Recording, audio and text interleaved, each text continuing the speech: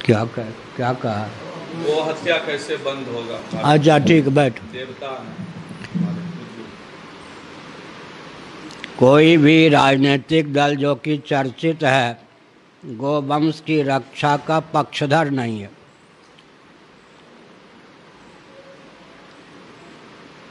शासन तंत्र के अधीन मानबिंदुओं की रक्षा है, क्योंकि श्रीमद् भागवत में आजकल जो राज्य चल रहा है उसको बताया गया मौन राज्य। श्रीमद् भागवत में भविष्यत गति से राज्यों का वर्णन किया गया है। अंग्रेज शासन करेंगे गवर्नमेंट, उसके बाद कौन सा राज्य होगा? जो राज्य होगा उसको कहा गया है मौन राज्य। मौन राज्य का अर्थ दो होता है। अमर कोश आदि का अध्ययन करें तो मुनि का अर्थ बुद्ध होता है। तो बौद्धों का राज्य, अहिंसा के नाम पर दिशाहीन शासन। दूसरा अर्थ होता है कि कौन राजा कहते न बने, उसी का नाम है मौन राज्य। नेता लोग कहते हैं हम तो प्रजा के द्वारा चुने गए हैं, प्रजा ही राजा है। प्रजा कहती है कि हमारी बात तो नेता राजनीतिक दल सुनते नहीं, सेवा के नाम पर आते हमारे शोषक बन जाते हैं। और वोट लेने की जो प्रक्रिया है वो भी हम नहीं कह सकते कि जनमानस के अनुकूल ही है। तो गोवंश हमारा प्रशस्त मान बिंदु है। गोभिर विप्रैश्च वेदैश्च सतीभिः सत्यवादिभिः अलुब्धैर्दानशीलैश्च सप्तभिर्धार्यते मही। पृथ्वी को साथ धारण करने वाले तत्व यज्ञ के संपादक हैं। सातों में सर्वप्रथम नाम गोवंश का है। स्कंद पुराण का यह वचन है। स्कंद पुराण में यही एक श्लोक 2 बार आया है, एक माहेश्वर कुमारिका खंड में, एक काशी खंड में। दोनों जगह यह श्लोक दूसरे अध्याय में प्राप्त होता है। गोवंश प्रथम मान बिंदु है, क्योंकि यज्ञ का संपादन जिससे होता है, पृथ्वी का धारण भी उसी से होता है। आपको बैठने में कठिनाई हो तो कुर्सी पे बैठ जाइए और कुछ और आगे आ जाइए, जगह कम हो तो। हाँ ठीक है, हो गया। तो गोवंश की रक्षा का प्रश्न जो है, भाजपा भी रम खोदैया वाली पार्टी है।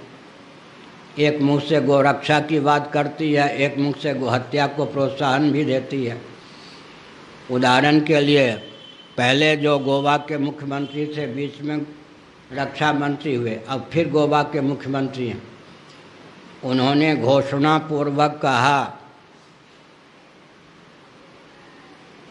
कि क्रिश्चियनों, गोमांस का सेवन करने वालों, आप चिंता मत कीजिए, गोमांस की पूर्ति हम पड़ोसी राज्य से करते रहेंगे। क्योंकि गोवा में जो भाजपा शासन कर रही है, क्रिश्चियनों से हाथ मिलाकर ही कर रही है। तो उसका फिर दायित्व बनता है क्रिश्चियनों का जो भोजन है वो दे, गाय को कटवा कर। और समय समय पर प्रधानमंत्री गो भक्तों के लिए बहुत ही अपशब्द का प्रयोग करते रहते हैं। इसका अर्थ यह होता है कि भाजपा भी गो हत्या के विरोध में नहीं है। एक मुख से गोरक्षा की चर्चा करती है, दूसरे मुख से गो हत्या को प्रोत्साहन देती है। उसकी भी लाचारी है, क्योंकि जो भारत में अभी शासन करेगा उसको क्रिश्चियन, कम्युनिस्ट, मुस्लिम तंत्र का अनुगमन करने के लिए बाध्य होना पड़ेगा। आप लोगों को भ्रम ना हो कि कोई राजनीतिक दल राजनेता बनाता है या भारत का प्रधानमंत्री चुनता है। विश्व का जो व्यापार तंत्र है वही अमेरिका का राष्ट्रपति बनाता है, वही भारत का प्रधानमंत्री भी बनाता है। ये भ्रम नहीं होना चाहिए पूरे विश्व का नेतृत्व गिने चुने व्यापारियों के हाथ में है, हमको अच्छी प्रकार से मालूम। इसीलिए वो जब चाहें तब महंगाई बढ़ा दें, जब चाहें तब अनाज को, वस्तु को सस्ती कर दें, जब चाहें तब युद्ध करवा दें, जब चाहें तो शांति की स्थापना कर दें। पूरे विश्व का नियंत्रण दिशाहीन व्यापार तंत्र के द्वारा हो रहा है। अब एक बहुत अच्छा उदाहरण है, वेदना युक्त, लेकिन अच्छा इसलिए मैं कह रहा हूँ कि इससे ज्वलंत प्रमाण क्या होगा। उत्तर प्रदेश में एक संत, मूलतः वो हिंदू महासभा के हैं, लेकिन उनके गुरुजी, उनके गुरुजी के गुरुजी ये सब सांसद रहे हैं, ये भी सांसद रहे हैं। उत्तर प्रदेश के जो आजकल मुख्यमंत्री हैं, क्या नाम है, आदित्यनाथ योगी जी, 25 साल से मेरे परिचित, 15 वर्षों से 5 बार शायद सांसद रहे। उनके गुरुजी भी सांसद रहे हैं, वो भी मेरे परिचित। उनके गुरुजी के गुरुजी दिग्विजय नाथ जी का भी मैंने दर्शन और प्रवचन सुना है, दर्शन किया है। तो उन्होंने आते ही क्या किया, गोहत्या जहाँ होती थी उन फैक्ट्रियों को बंद करवा दिया। अंत में जान बचाने के लिए उनको सफाई देनी पड़ी। अवैध बूचर खानों को हमने बंद किया। इससे सिद्ध हो गया कि बूचर खाने 2 ढंग के होते हैं, वैध और अवैध। समझ गए? तो जिस देश में बूचर खाने, गोहत्या के केंद्र भी वैध होते हों, उस देश में हम निवास कर रहे, ये सोचने की बात है। आंखें खुल गई ना। वैध पर हाथ नहीं लग सकता, माने बूचर खाना भी और वैध है भारत में। स्वतंत्र भारत में बूचर खाना भी और वैध है। अवैध पर मैंने नियंत्रण किया, वैध बूचर खाने की ओर मैंने देखा नहीं, कुछ नहीं किया। आदित्यनाथ योगी को ये कहना पड़ा। और 1 महीने के बाद वो जितनी तेज़ी से आए थे काम करने, सारी तेज़ी समाप्त कर दी गई केंद्र के द्वारा। कि आप हमारी भावना के अनुसार यंत्र बन के मुख्यमंत्री रह सकते हो, अन्यथा नहीं। तो इसका अर्थ हुआ ना कि एक बहुत अच्छा उदाहरण है। लोग समझते थे कि मनमोहन सिंह जी प्रधानमंत्री हैं, लेकिन सुपर प्राइम मिनिस्टर सोनिया जी, यही सोचते थे ना। जो भी समस्या मनमोहन सिंह जी के पास लेकर गए हिंदू, वो कहते थे मैं लाचार हूँ, आपकी बात से मैं सहमत। उसी समस्या को लेकर जब सोनिया जी के पास लोग पहुँचे तो उन्होंने कहा कि मैं लाचार हूँ, आपकी बात से सहमत। इससे सिद्ध हो गया कि न मनमोहन सिंह जी के हाथ में सत्ता थी, न सोनिया जी के हाथ में सत्ता। किसके हाथ में थी? पोप तंत्र के हाथ में, क्रिश्चियन तंत्र के हाथ में। तो ये भ्रम ही है कि कोई हिंदू तंत्र के हाथ में शासन है किसी प्रांत में या राष्ट्र में, ये तो भ्रम है। उस स्थिति में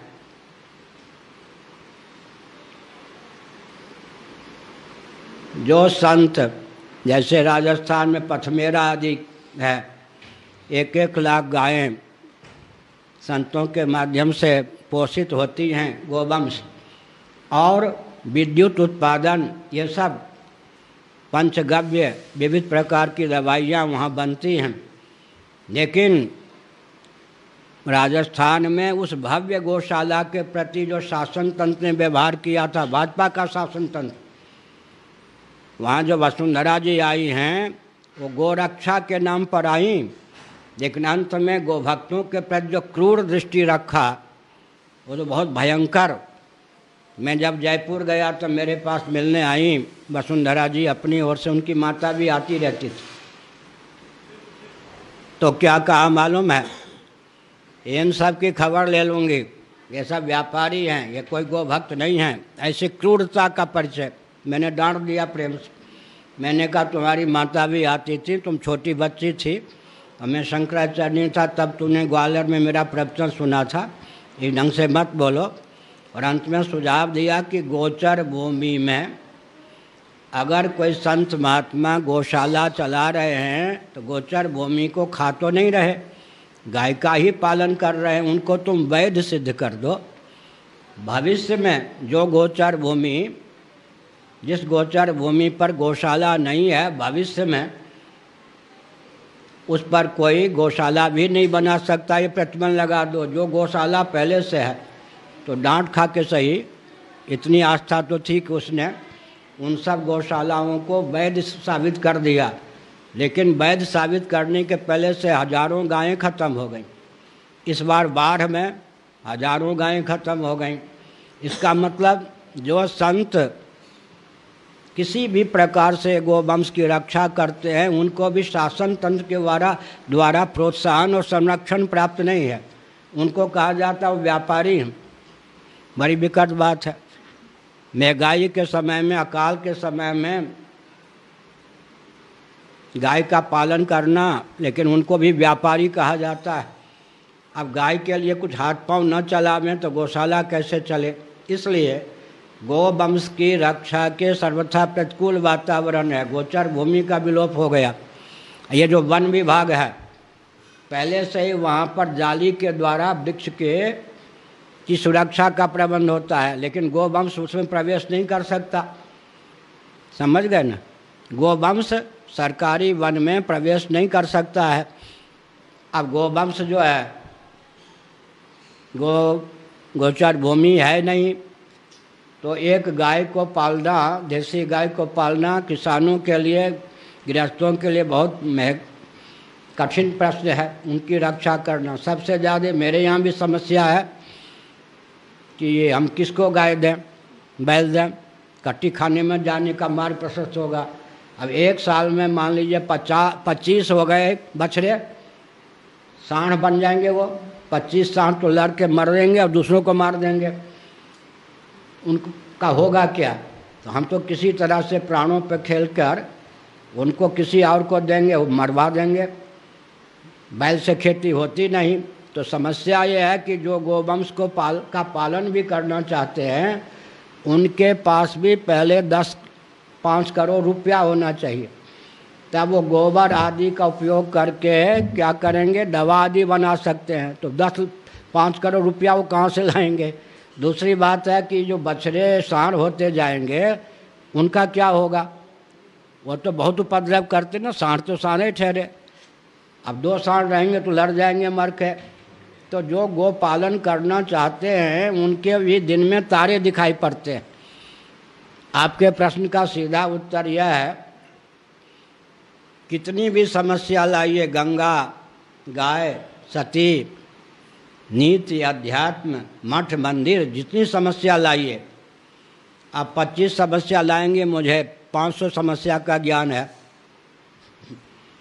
लेकिन सबका समाधान यह है कि हमारी नीति के अनुसार, सनातन परंपरा के अनुसार जब तक शासन तंत्र नहीं होगा तब तक हम अपने मान बिंदु की रक्षा पूर्ण रूप से नहीं कर सकते। बहुत परिश्रम करने पर बीज की रक्षा भले ही कर सकते हो। 7 नवंबर 1966 को जो घटना हुई मेरी आंखों के सामने, मुझे गोली नहीं लगी, अश्रु गैस में मूर्छित हो रहा था। किसी संत ने मुझको उठा लिया। उस समय भी मैं संत वेश में ही था। बाद में जब होश आया कितने घंटे बाद, तो मैंने देखा कि एक पार्क में पड़ा हूँ। फिर भी हिम्मत नहीं हार करके 52 दिनों तक तिहाड़ जेल में बंद रहा। तो हमने देखा है और सुना भी है, 1400 कम से कम गो भक्तों को मरवा दिया प्रधानमंत्री इंदिरा गांधी जी ने। वो सब कुछ अपराधी नहीं थे। लाल किला से लेकर पार्लियामेंट, जंतर मंतर तक प्रवचन सुन रहे थे। प्रवचन करने वाले कौन थे मालूम है? रामेश्वरानंद जी सांसद, अटल बिहारी वाजपेयी जी सांसद, महावीर त्यागी जी सांसद, हमारे पूज्य गुरुदेव धर्म सम्राट स्वामी करपात्री जी महाराज, श्री प्रभुदत्त ब्रह्मचारी जी महाराज हमारे पूर्वाचार्य पद पर थे, श्री निरंजन देव तीर्थ जी महाराज, आचार्य सुशील माउनी जैन संस्थ भारत साध समाज के अध्यक्ष, और जोशी मठ के शंकराचार्य स्वामी कृष्ण बोधाश्रम जी महाराज। ये सब विभूतियाँ मंच पर थी और मैंने आँखों से देखा है। मंच के नीचे ज्वलनशील पदार्थों की टोकरी रख दी गई थी, जिसमें मैंने आँखों से देखा है आग लगाते हुए। नीचे से आग, ऊपर से गोली। और छत्तीसगढ़, मध्य प्रदेश, उस समय एक ही था। मध्य प्रदेश गुजरात की उन देवियों को मैंने आँखों से देखा है जिनके गोद में 10-10 महीने के बच्चे थे। कल्पना नहीं की गई होगी कि हमको मरवा दिया जाएगा। 1400 कम से कम मनोहर शर्मा जी हैं, उनकी आँखों के सामने हॉस्पिटल में जा जाकर उन्होंने जो देखा, वरिष्ठ पत्रकार दिल्ली में, उनका निबंध पढ़िए और मेरी आँखों के सामने सारी घटना है। तो 1414 गो भक्तों को भुनवा दिया गया। ये तो शासन तंत्र है, लगता नहीं है कि देश स्वतंत्र है ऐसी स्थिति में। लेकिन हम हिम्मत हारने वाले नहीं हैं और एक ही साधे सब सधे, सब साधे सब जाए। पृथक पृथक अभियान भी आवश्यक है, लेकिन गाय के नाम पर, गंगा के नाम पर कितने व्यक्ति मर गए, कितने मार दिए गए, कितने मरवा दिए जाएंगे। मूल लक्ष्य हो जाना चाहिए कि हमारी संस्कृति के अनुसार हमको शासन तंत्र मिलना चाहिए और कोई देने वाला नहीं।